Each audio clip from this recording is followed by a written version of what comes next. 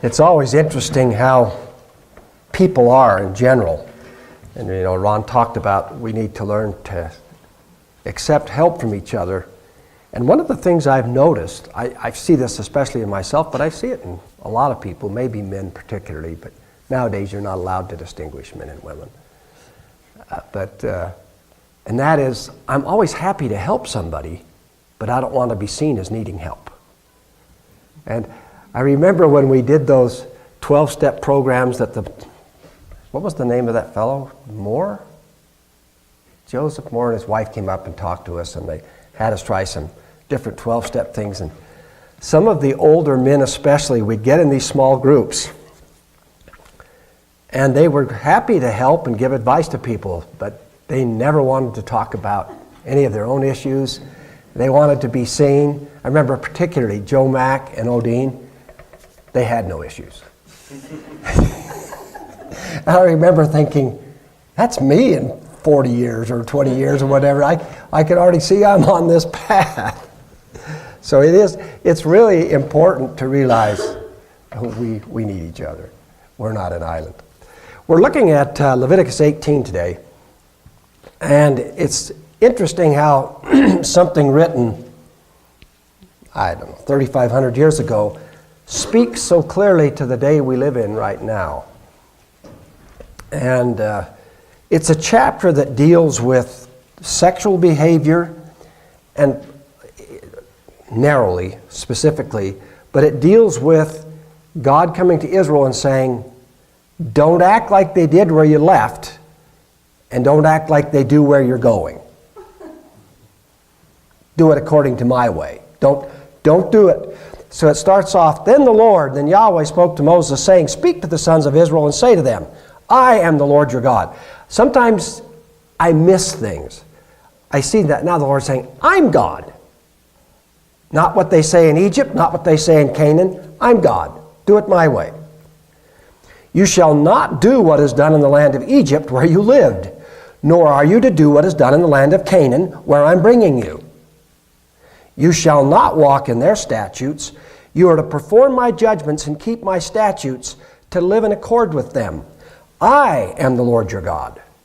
So you shall keep my statutes and my judgments by which a man may live if he does them. I am the Lord, or actually you all know, I am Yahweh, because it gives his name, not his title. Then it goes on to describe specifically sexual behavior. And we always have euphemisms for sexual behavior. Today we say sleeping with somebody. In the Bible it says uncover their nakedness, talking about sexual relationships. Then it goes on to say you shouldn't have sex with anybody you're blood related to. Now, how many do you think this is kind of obvious? But you realize now we have people, and I'll talk a little bit more about this, and I'll be interested in your input too. But we've come into a period of thinking where we've decided there are no absolutes, right and wrong, so you can do whatever seems right to you. So of course now we see men marrying their sister. And the rest of us are not allowed to be disgusted. Because it may not be right for you, but it's right for them. Biblically, no. God says, not your sister, not your father's wife. I mean, he goes on through all this, and you're like, yeah, why do we need to say this? Well, you know what's amazing? We must need to say it because people are doing it. People are deciding to do what sounds right to them. And it goes from verse 6 to verse 18, and I can tell you, you don't need to even read those verses. Don't marry, don't have a sexual relationship with anyone that you're a blood relative to. The end, done. Seems kind of obvious. It's not. Then it goes on to talk about, certainly you shouldn't have sex with your neighbor's wife, i.e., you don't have adultery. And then it says in verse 21, you shall not offer any of your offspring to Molech, nor shall you profane the name of your God, I am the Lord. It says you shall not lie with the male, as one lies with a female is an abomination. You're not to have intercourse with an animal to be defiled with it. Nor shall a woman stand before an animal to mate with it. It is a perversion. And I'm going, really? Here's the thing. What I find amazing about human nature is when you decide that we are capable of deciding what's right and wrong, in the end, we come up with a system where there is no restrictions. I really hesitate to share this with you, but since it actually happened, I'm going to tell you that in Sweden this week, they opened a brothel where people could go and have sex with sheep. For sheep? I mean, I don't know about you, but I'm like, but here's the thing. We're not allowed to say that's wrong. We're not allowed to say that's immoral. Because we have decided who decides what's right and wrong. I wake up every morning and thank God that He decided what's right and wrong. And that to give me the moral fiber to do what He says. People, I mean, I have to admit, I laughed a little when I heard that, but then the next thing is, how disgusting is that? How wrong is that? How can you possibly want to raise children and have them see that as an acceptable form of behavior? Here's the thing. Unless you have a code of right and wrong, there are no limits to human behavior. And in the end, it hurts somebody. Yeah, it's kind of disgusting for the sheep, yes, certainly. But see, I grew up around farmers and stuff, and I know a lot of things I'm not sharing up here. But you know what's amazing to me? Is a lot of people have done depraved things, but they knew they were depraved. They knew it was something they shouldn't do. I'll share with you a little bit more, but I read some college professors that are alarmed that we're turning out students who don't know how to construct a code of ethics. They don't know how to determine what's right and what's wrong because they've been taught that if it feels right to you, it must be right. And we can't judge another culture. Did you know God doesn't believe that? God says, don't do the Egyptian culture. Don't do the Canaanite culture. In fact, as we'll go on and read here in verse 24, He says, when you defile the land where you're living, it spits you out. Verse 24, do not defile yourselves by any of these things, for by all these the nations which I am casting out before you have become defiled. Do you realize every time a culture has gone like ours is right now, it falls apart? This isn't the first time this happened. You know, people are talking, oh, so awful. No, I can give you a record of Greece and Rome and different places when they got to this degenerate, and it falls apart. Who wrote the history, the big long history, Teresa? Will and Ariel Durant? They're the ones who wrote the history of the world. I believe they are. Anyway, and they were agnostics, atheists. But here's one of the things they came up with, is that when a society loses its sense of sexual immorality, it's not long till that society falls apart. And they said for that reason alone, religion is important. See, one of the things we're hearing now, and there individuals can do this, is that why do we need God? We can be good without God. In fact, that was buses were driving around London, England. You can be good without God. Yep, you can. How come no one does?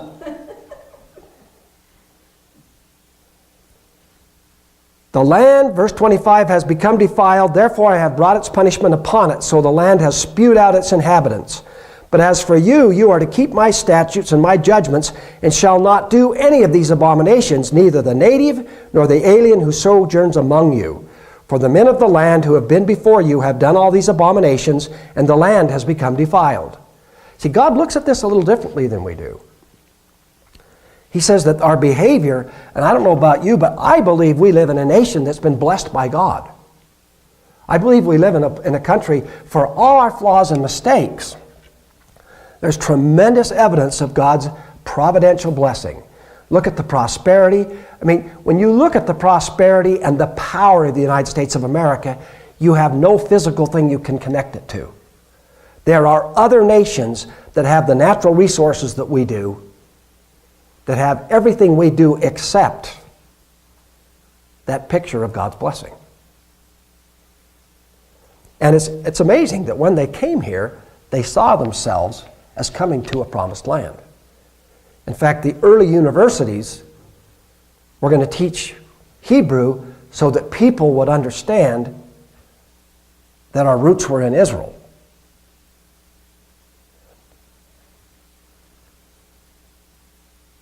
Verse 26, what I've already read, as for you, you're to keep my statutes and my judgments. He's saying, don't do what you think is right. Do what I think is right. Now, I realize people need to wrestle with this. What am I going to decide is my sense of morality? What's my moral code? So that the land will not keep my judgments, so that the land doesn't spew you out. Whoever does any of these abominations, those persons who do so shall be cut off from among their people. Thus you are to keep my charge that you do not practice any of the abominable customs which have been practiced before you, so as not to defile yourselves with them. I am the Lord your God. And one of the things that I noticed, clear back in Genesis 15, when God comes to Abraham and tells him, reminds him again that this land will be his land.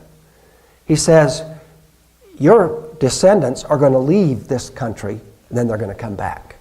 But he says they're not going to come back just yet because the sin of the Amorites has not reached its full measure. In other words, I'm not going to kick the Amorites out of this land until this land spits them out. And one of the things God hated about those cultures was the sexual immorality, and particularly to worship Baal, and Asherah involved sexual practices, homosexual. I mean, they actually had a temple prostitute, someone that was there and had sex with people that came in to make offerings. It's just a weird thing, and God says nope. And also the offering of children as the ultimate sacrifice. You give something, and Molech, when you study Molech, you'll find out that there's a lot of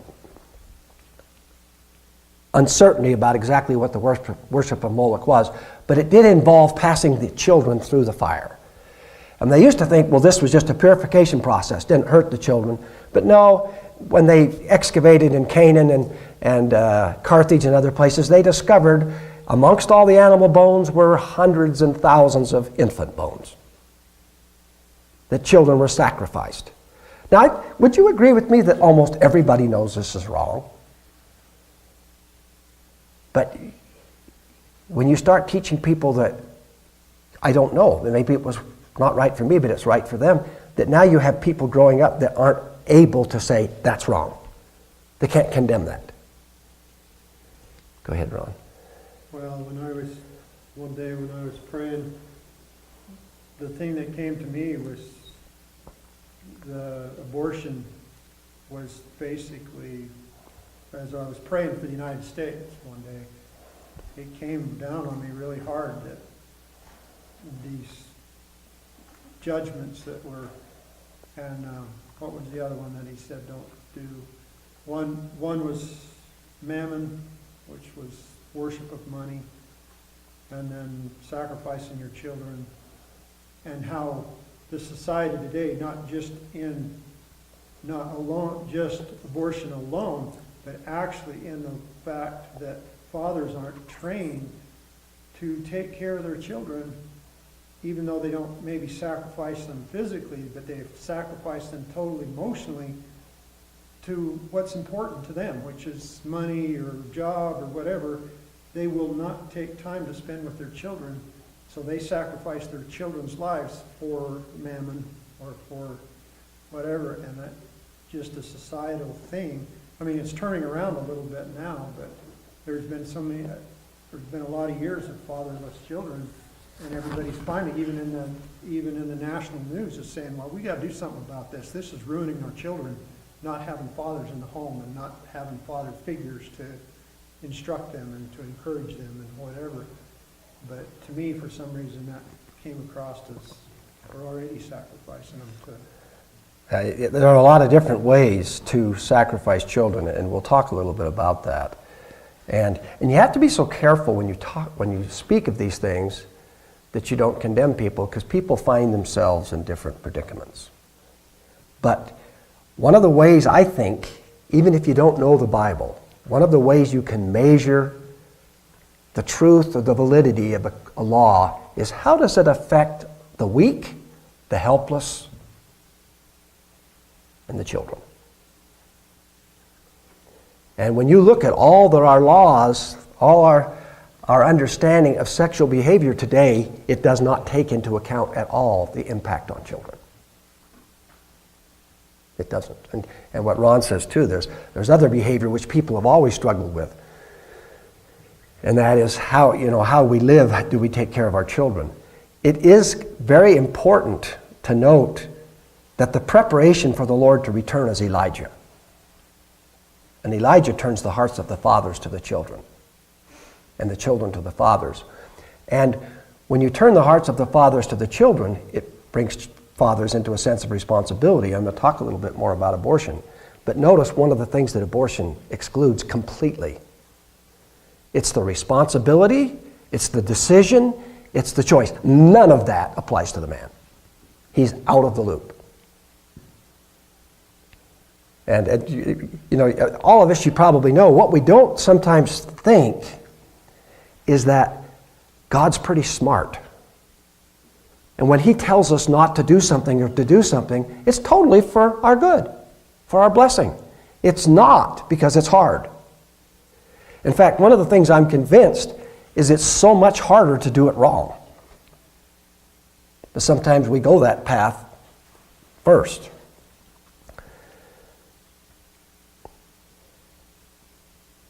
You might wonder, in fact, a lot of people say, well, God's obsessed with sex, and they hate religion because religion's always messing with their sex lives.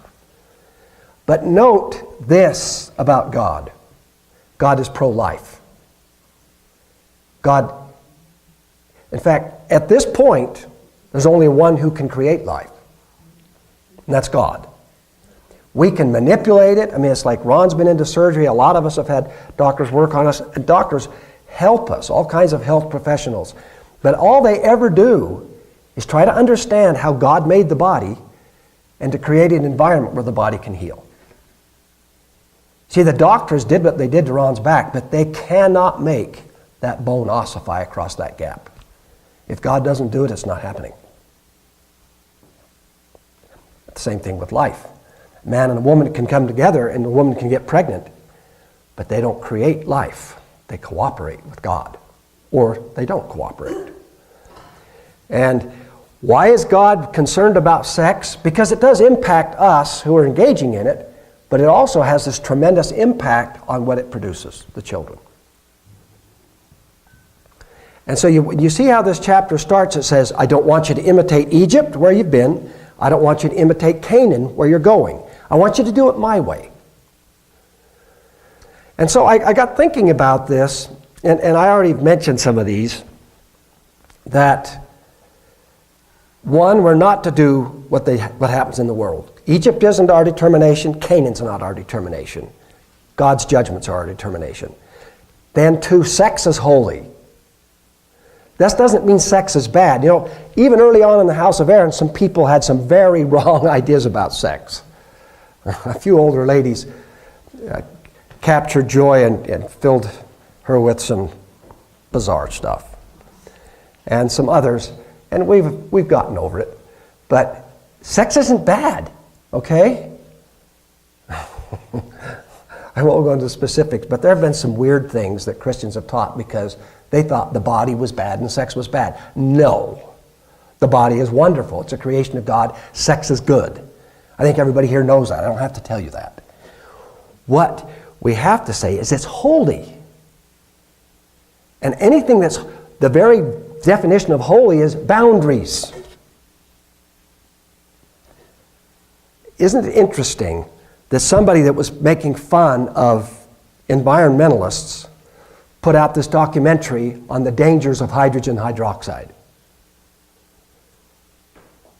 And they truthfully listed the number of people that have been killed by flooding, killed by tsunamis, killed by polluted water, and then said, let's ban hydrogen hydroxide. They had thousands of people signing this petition. Hydrogen hydroxide, guys, is HOH. It's H2O. It's water. When is water bad? Outside of its boundaries. Ask Johnny. Were they doing that for a joke? Were they doing Well, of course, they were making fun of environmentalists who were banning all these things. And of course, environmentalists aren't bad. Environmentalists are very good in some areas. But water in its boundaries is wonderful. When you turn on the tap, you're glad there's water there. How many of you like walking into the house and stepping on the carpet and it squishes? This is bad. I remember a time when was that? I forgot. It was very cold. It was like 18 or 20 below. And something happened that broke a pipe underneath my house. And I heard water bubbling up. And I know Johnny was there, and Kenneth was there, and Carrie was there. I don't know. All I know is we froze ourselves to death. But we couldn't stop working until we fixed it. You know, I mean, the water was out of control. Fire's no different. Every time I turn the key on in my pickup, I use many different forces, but ignition, spark, flame drives the pistons. And without that, I couldn't go anywhere. It's a wonderful thing, but I don't want fire loose in my house, in the community. It's a horrible thing. And so we have to be so careful when we say, sex is a good thing. It's just holy. When it breaks out of its boundaries, it hurts people. Sex between the same gender and with animals is forbidden. And this is a very difficult one for our society. And I'll admit, of all the ones that cause me the most angst, it's how do you help people with same-sex attraction? It's not the easy thing we've made it to be. And here's what we can tell people are born with it or very near. We don't know. Just like some people seem to be born with a predisposition to alcohol. I don't stand here to judge. I just say, I didn't make this law. So far, God's always been right. When I start telling God what's right and wrong, I put myself in a bind, so I'm sticking with God here. I also know that the church and those who follow the Lord haven't been particularly helpful here. And so it's one of those things where I stand with God says here, keep my ways and my judgments, follow my patterns, and you'll be blessed. And so I agree with God. Very simple. Well, the other thing that came to me on that was that God is a God of life. He is a creating and a generating God.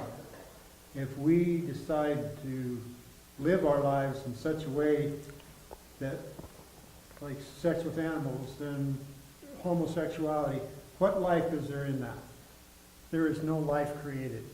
And He is a God of life. And so if the whole culture decided to go that way, where would we be in 10 years? We would disappear. Because there would be no recreation. God doesn't want that. He's a God of life and He's a God of creation.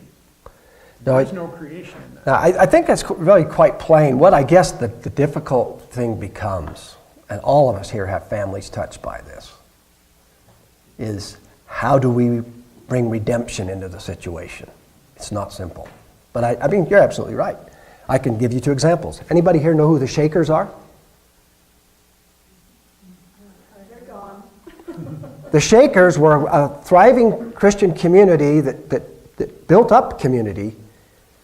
And they had this, it's kind of an apocalyptic view that, the end times, they were going to get ready for it. But they've gone from a strong, thriving community to extinct. Why? They did not believe in marriage.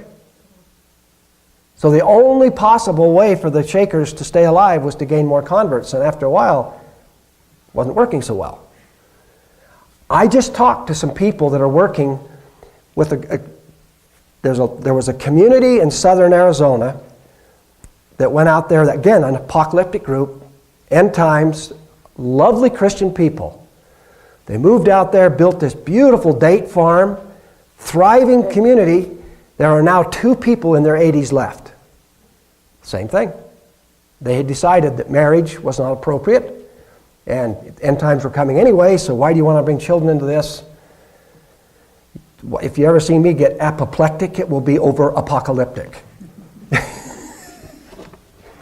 Don't teach people that the end is coming, so stop living life. Go to college, get married, raise a family. If Yeshua comes, he knows how to find you. For heaven's sake. And there are people doing this again. Let's not go down that path. Drives me crazy. Anyway, and so a couple of my friends are helping these 2 older people on this date farm because they're the place they can't do anything. They're in their 80s and they have this beautiful place and everybody's gone. We are not to give our offspring to Moloch. This is mentioned 3 or 4 times in Torah. And I think it seems, again, quite obvious, God does not want us to offer our children up. But I want to just take a minute and show you something. We have 2 powerful health problems in our country. We have a lot more, but 2 that I want you to look at today. One of these is smoking, and one of these is STDs. Everybody know what an STD is? It's a sexually transmitted disease. What I want to show you is we're attacking these 2 problems differently. And so one of these, it's working because we're telling people not to do it. On the other one, we're figuring everything out in our possibility to allow them to keep doing the thing that's killing them, but hopefully to reduce the risk. This is called stupidity. The number of Americans living with an STD is 65 million. There is no other problem we have like that except maybe high blood pressure. 65 million people are living with an STD. Guys, this is what we don't call an epidemic, we call it a pandemic. The number of new cases every year is 19 million. The number of Americans who will get an STD in their lifetime, can you guess? 1 in 4. I want you to, if I leave you with anything today, I want you to understand that we do not want to face this problem because it may mess with what we want to do. Don't confuse me with facts. My mind is made up. The number of unsafe sexual contacts it takes to get an STD. How many? Who can tell me how many we need? 1. That's all we need is 1. This is a lovely statistic. The number of Americans with genital herpes, 45 million. Percentage of Americans who have herpes and don't know it, 35%. So of the people with herpes, 1/3 of them don't know they have it.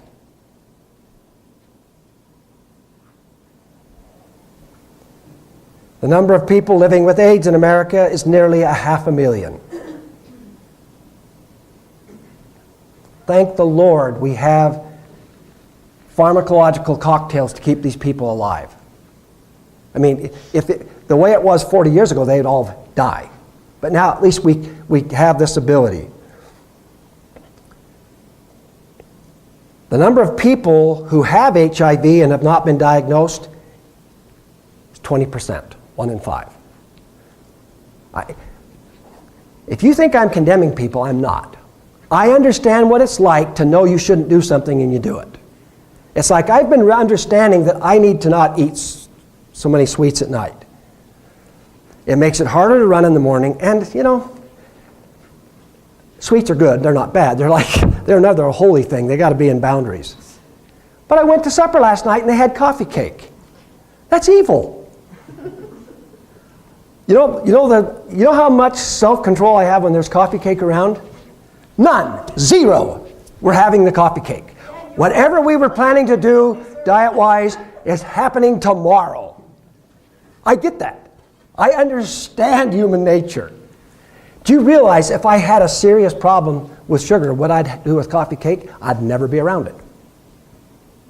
I'd avoid it because that nasty stuff has got its tentacles into me. And seriously, if these statistics were showing up in my sugar problem, we just have to get away from it.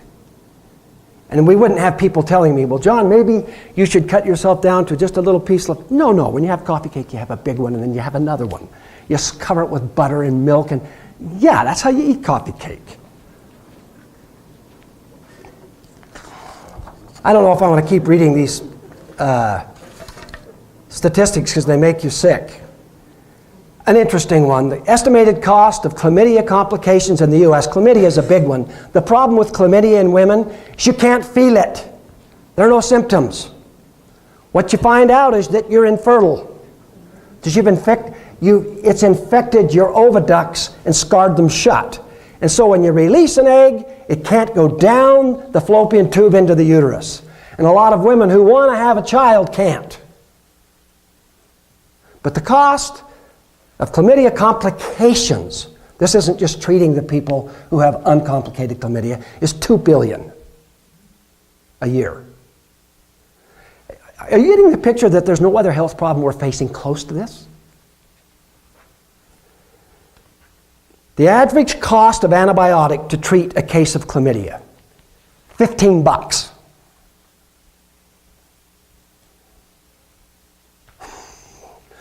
I don't think, as a medical person, when I look at this problem, I am amazed how Paul's words are fulfilled, that the God of this age has blinded them. We're not playing with a full deck. We have a problem and we won't deal with it. Do you realize when we say, well, let's teach abstinence to high schoolers? Now, I do believe you should teach high schoolers the truth. You should teach them if you're going to have sex, a condom is probably better. I am not opposed to that.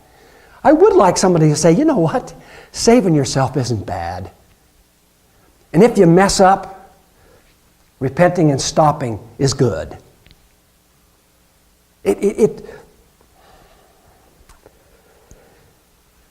Yeah, all this stuff. New estimates, 20 million new STDs every year. Young people aged 15 to 24 account for 50% of all new STDs. 15 to 24. Kara turned 15 on the 1st. I don't know about you, but 15 is too young to be dealing with this. You can't tell me that this can't be changed. You can't tell me that. But we do not. How many of you have watched a show and seen the illicit sex and then had anybody show up with gonorrhea or syphilis? Or have a big ugly chancre on their lip? Yeah, you don't do that because it's not aesthetic. It's the same way we handle alcoholism. People in the movies, they drink and drink and drink and there's never a problem. They don't get cirrhosis. They don't drive over their neighbor or kill their kid. I mean, it bothers me that we don't accurately portray consequences.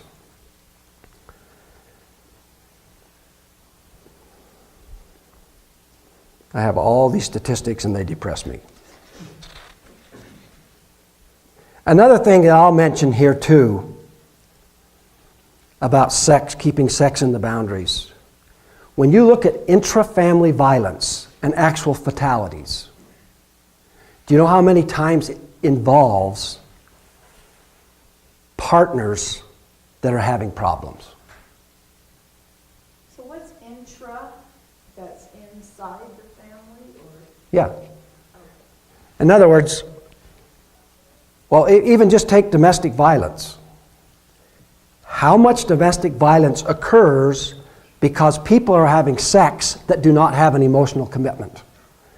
And one of them splits or goes with someone else. Because now, what's wrong with, I'm tired of you, I'm sleeping with this guy? Well, this first guy, his heart can't figure it out. So he gets a gun and shoots you. I'm not saying that's right. I'm saying that sex outside of the borders injures people's hearts. I always thought it was amazing, and I wasn't always a Donald Trump fan, and I'm not quite yet. But I remember his second wife and his third wife. His second wife couldn't understand why the first wife was so upset that Donald Trump left her to go with his new wife. The second wife, Marla Maple, said she just needs to get over it. Donald's doing a new thing now, but then when it was her turn, because he had a third wife before he had a fourth wife. I think she's the fourth wife. Who's Melania? I don't know. Anyway, I thought it was amazing how her perspective changed when it got done to her. Because when she did it to somebody, there was nothing wrong with it. The other lady just needed to get on with her life. But when it got done to her, it was wrong. It was immoral. Let me tell you, situational ethics will always screw you in the end. Because eventually it will get you. That's why God says, don't do it the way they do it in Egypt. Don't do it the way they do it in Canaan. Do it my way. My way's better. Yeah, I'm done with these. Okay, I want to contrast this with smoking.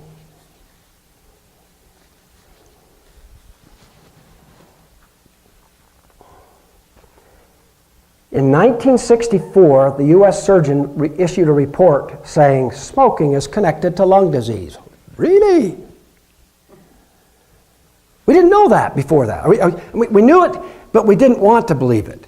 In fact, I don't know if you remember, but I'm old enough to remember doctors being the people that recommended cigarettes.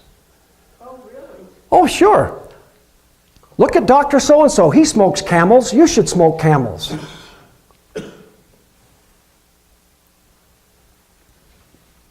1964, when they issued this report, they figure that anti-smoking measures have saved roughly 8 million U.S. lives since that point. When you look at what they have done, there are warnings on packages of cigarettes. Non-stop advertising. How many of you enjoy the picture of the guy that dies and they take a picture, they take a shot of his aorta, they cut it open and let this crap ooze out. So you can...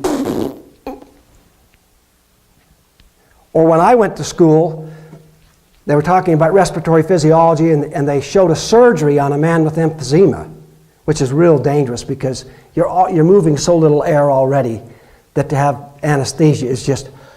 The anesthesiologist ought to get special money for this. Anyway, get this guy on the table, prep him. And I hadn't done a lot of cutting and stuff. I hadn't done any at that point. And so, I don't know about you, before you've ever cut on something, makes you a little squeamish when somebody pulls out the scalpel. Well, in this case, they pulled out what looked to me like garden shears. And they went right up this guy's sternum. I can still remember, my stomach... And his lungs were black. And it's one of those things, never forgotten. But we put these images in front of people constantly. Now, some people still smoke. You get hooked, it's hard to stop. I get that. But we have constantly been reminding people, and you know what else? It is illegal to target young people to smoke. Did you know that? What do we do with the sex industry? What group of people do we go after? What people do we know if we can get them using porn, get them using all this crap, that we've got them for life? We go after young people, and if you try to stop it, you're infringing on their right of free expression. Do you understand what kind of lies are in our minds?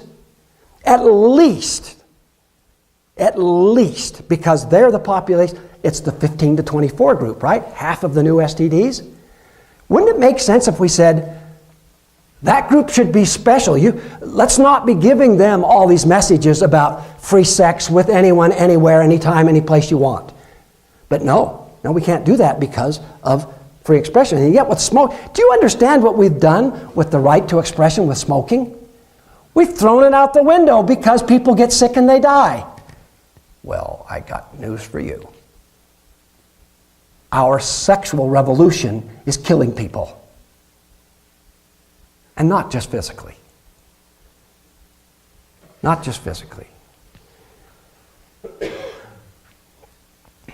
When the Surgeon General's report came out in '64, give me a guess. What percent of U.S. adults were smoking in '64? 80. It's close. It's 42%. I would not have believed 42%. Of course, I grew up in Mormonville. Nobody smoked.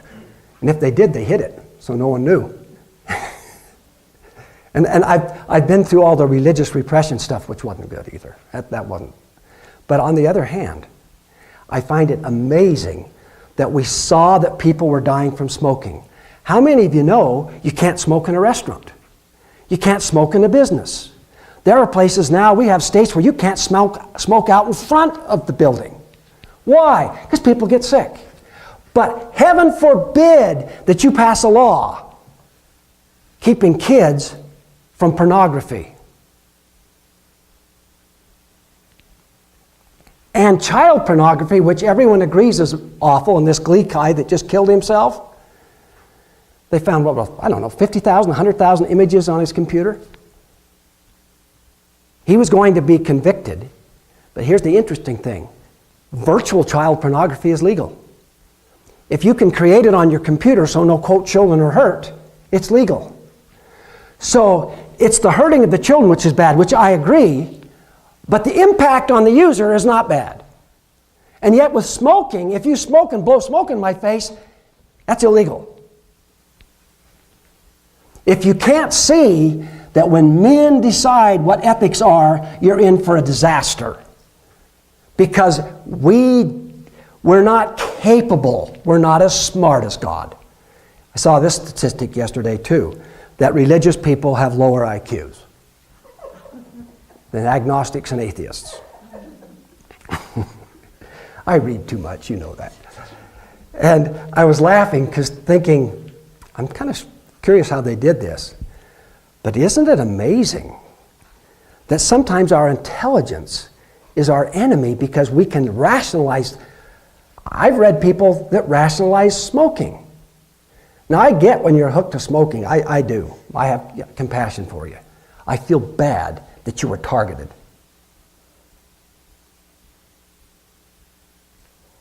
I have no use for the people that target young people to get them started. I have no use for people that make that look cool. It's not cool to have emphysema. The fellow that hauled me around Canada to see cows, Glenn Snyder, awesome cowman, great fellow. I mean, he really was. But he drank a lot and he smoked a lot. I stayed in his house a couple nights. I found I couldn't stand it because halfway through the night he'd start this coughing and it would sound like his toenails were coming up. I can't describe to you how horrific this was. What it shows you is that, there's vaccines for a lot of diseases. I've been vaccinated against smoking. Not to mention the fact I don't like the smell very well. But all that to point something out. When society really doesn't want to do something, it can go after it. And it actually can do it without demonizing smokers. We're not saying smokers are bad people. We're saying smoking kills people, and the effect of smoking hurts people. So we're going to minimize that as most we can, and we're going to put legal boundaries on that and do it. And yet we can see how many million new cases of sexual transmitted diseases do we have every year? They disproportionately are hurting our young people, and we can't get up and say, sex outside of the boundaries is going to hurt you. It's going to hurt your heart. That's the other thing. I read all these stories of these counselors that say kids come to them and they say, I can't handle it. They told me that if I was going to be cool, I'd have sex with people, and my heart's broken in pieces. I don't know what to do with myself. This isn't cool. And one counselor finally said, forget it. I'm not going to tell you what I'm supposed to tell you. I'm going to tell you the truth. Don't do it. You don't need to do it. Keep yourself for marriage. You know, I mentioned to you that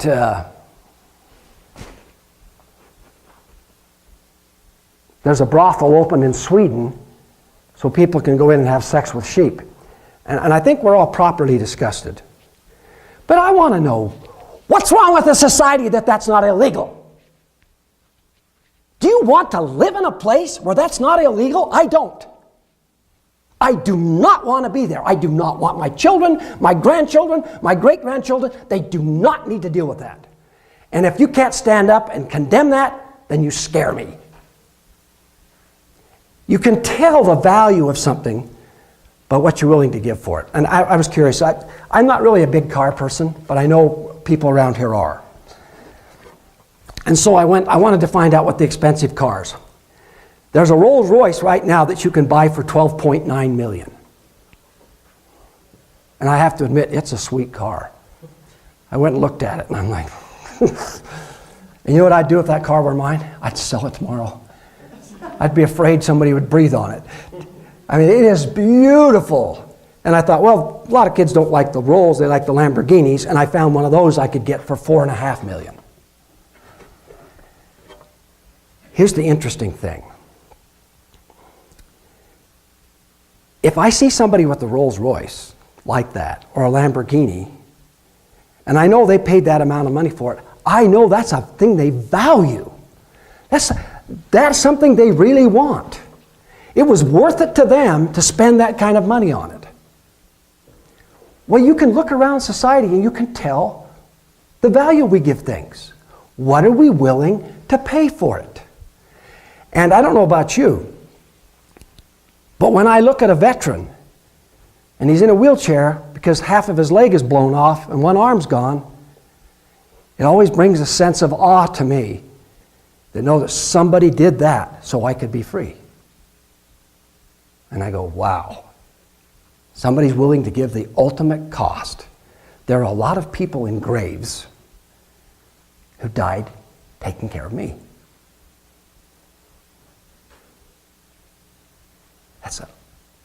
It gives us a sense of holiness that people have put their lives on the line so we can keep our way of life.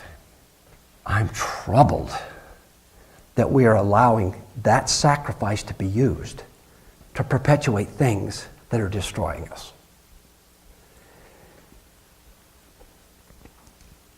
And if you don't want to see what we don't have a clock, by the way. I never know how verbose I'm being. And children don't say anything. They're not children anymore, they're grown up. What's the price our society is willing to pay to maintain the sexual behavior that we have now? Babies. Because when people have sex, what often happens? Babies. So what do we do with the babies? We kill them. Because they're inconvenient. They're expensive. It'll ruin my figure.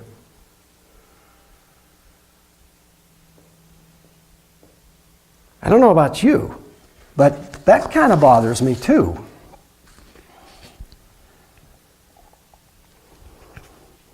And here's the thing I find very interesting, that you'll often find when something is really evil, in order to keep doing it, people will connect it to something that's good.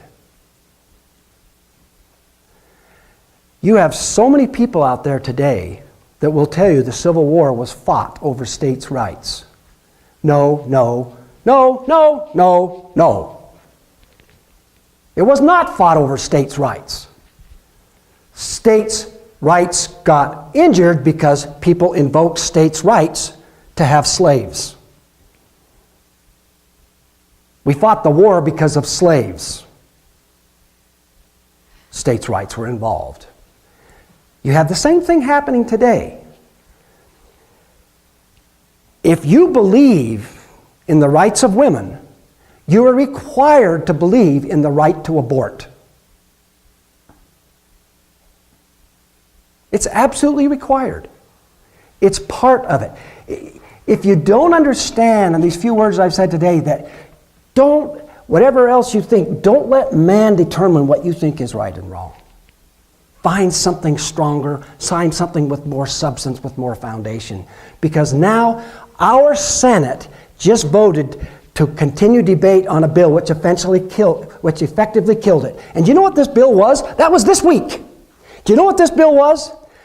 To stop abortions after the baby becomes pain sensitive at 5 months. We know that the fetus feels pain at 5 months. We know they react to pain. And so people said, at least, let's not kill babies that are pain sensitive. Is this controversial? Do you know how many babies are alive that are born at 5 months now? There's not a lot, but we're getting better at it. A whole other sermon that goes back to the same thing is do not value people at what you think they're worth. They're worth what God says they're worth. And they're made in His image. That's why slavery is wrong. That's why the hatred of the Indians was wrong. That's why any kind of hatred of human beings is wrong. They're made in the image of God. But we are so set on keeping this view of sexual behavior alive and not letting anything touch it that we're going to kill our babies regardless. And a baby at 5 months will not come out of the birth canal because, of course, the mom is not ready to have the baby. So you've got to trocarize the soft spot of the skull, suck out the brains and crush the skull to pull the baby out. Now, guys, this is barbaric, but we just voted to keep doing it. And then you tell me, you don't have as high an IQ because you're religious. And I say, well, bully to you. Good. I hope I can choose right and wrong. I don't know if you understand that your children and my children and our grandchildren are living in this cesspool of thinking, and we need God's help to point them in the right way. Because it starts so slow and so subtle. You don't realize you're going downstream, and then one day you wake up, and sure enough, you're in a society where it's fine to kill babies that are 6, 7, and 8 months old in the womb because they're inconvenient. Because God had the gall to make conception happen from the act of sex. And since we want it to be our description when we want and how we want, then we're going to dispose of the inconveniences. It's a huge subject because it gets right at the base of, am I going to keep the Lord's ways, His precepts, His judgments, or am I going to do it the way they did it in Egypt or how they do in Canaan? And I don't see that it's a whole lot different what we're doing today than the people that put the babies in the hands of Moloch,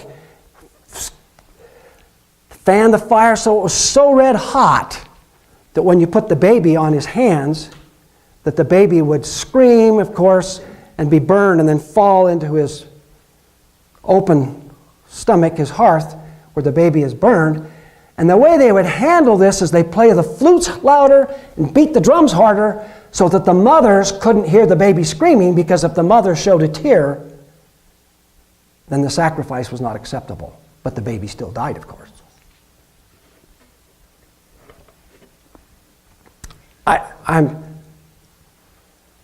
This also. Late January this year, 4 Christian pastors and a rabbi, a Hindu priest was invited but couldn't make it, They assembled at a Bethesda, Maryland abortion clinic to sprinkle water in each room and offer a blessing to the women who would visit the location to end their pregnancies. The Reverend Vesey prayed, God of grace and God of glory, in whom we live, move and live, keep them safe and keep them strong, and may they always know that all they do is for thy glory, referring to abortion.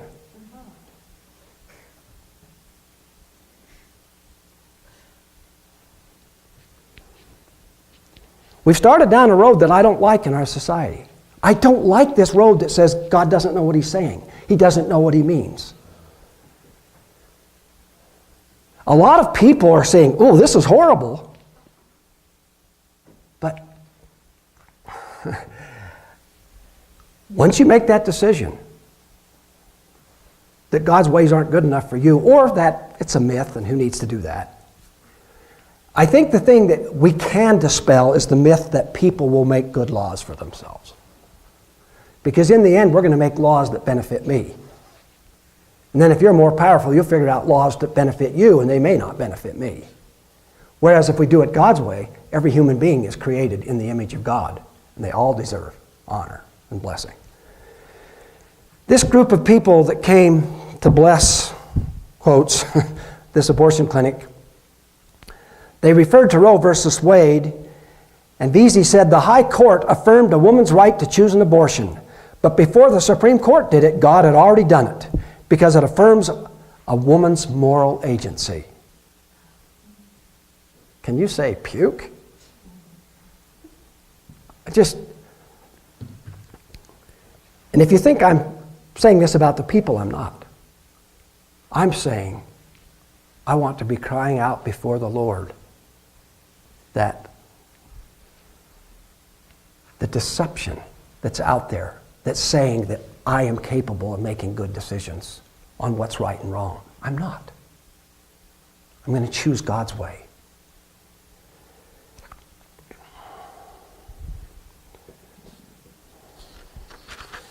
I mentioned, I think even last week, and it's time to bring this to a close, that when God raises up a generation that's going to do great things, Satan always attacks by trying to kill the babies. This happened in Egypt when God called up Moses. It happened at the time of Yeshua when Herod tried to kill the baby boys.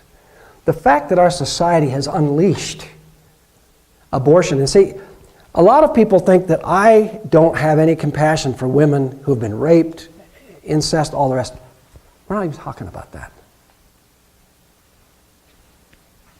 The fact that we need to control ourselves sexually doesn't mean we should kill the children that result.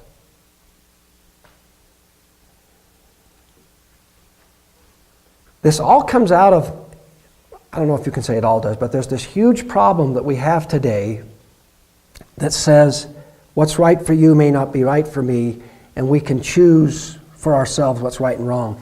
And I would like you to stop and think, every person that's made a huge change in society stood up and said, what we're doing is wrong. It's got to stop.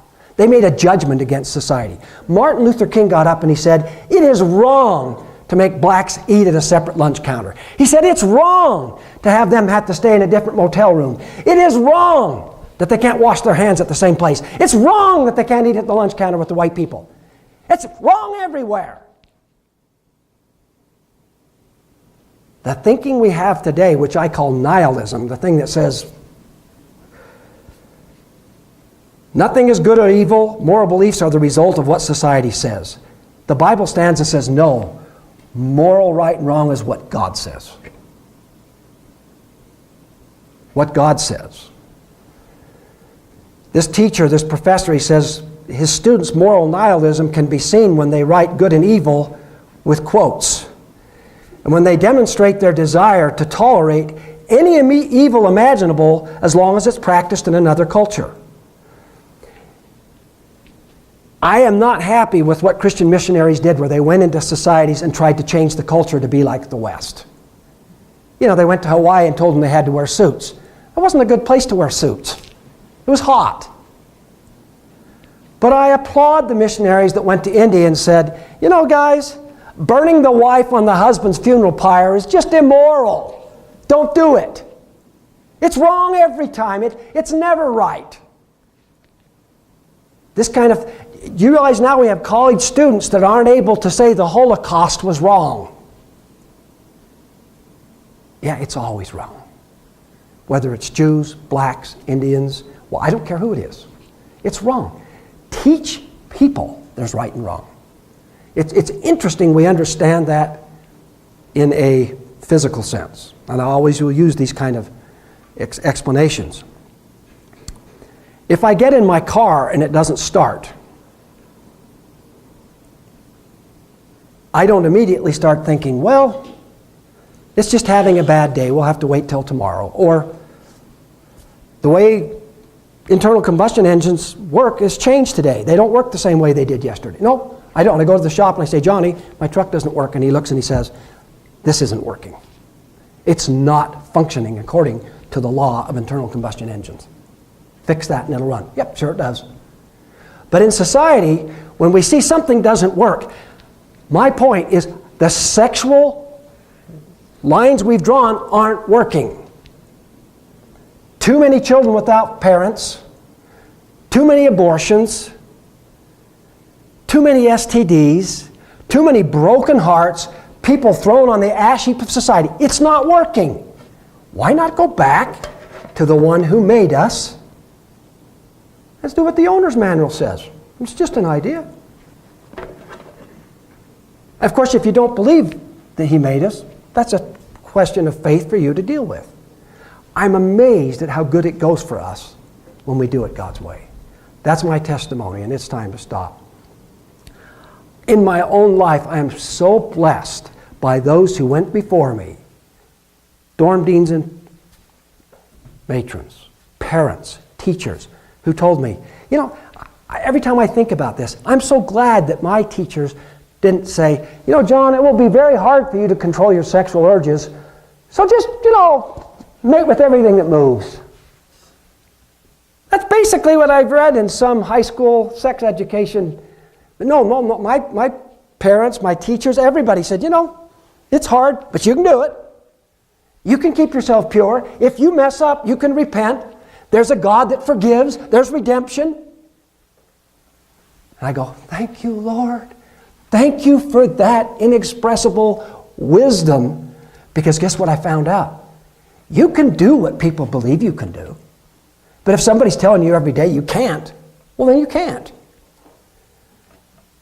Wyoming Teacher of the Year, a couple of years ago, said telling a teenager to say no is like telling and I'm going to forget what's the person that's up and down?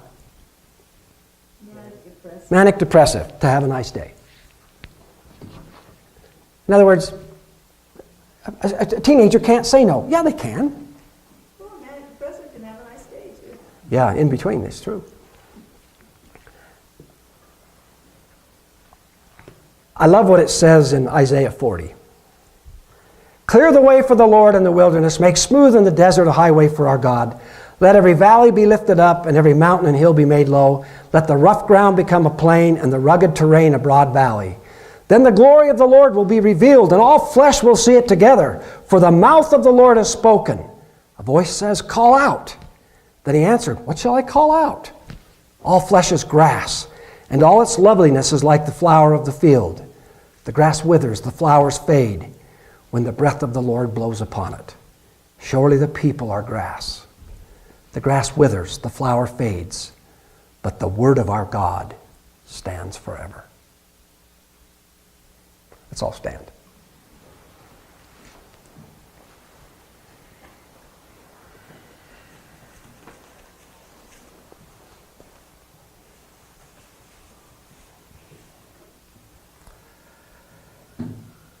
Kath, would you close for us, please? Father, we come before you now to close with this meeting. Lord, we just ask that we would carry those things in our hearts, that you will show us here, Father, that your word does indeed stand forever. We can stand for you. Lord, we just want to thank you for the opportunity to come together. We ask your blessing upon the day, that we will continue to honor you and worship you throughout the rest of this day and always. And we ask for a special blessing upon those that need today. We especially lift up Brother Ron and ask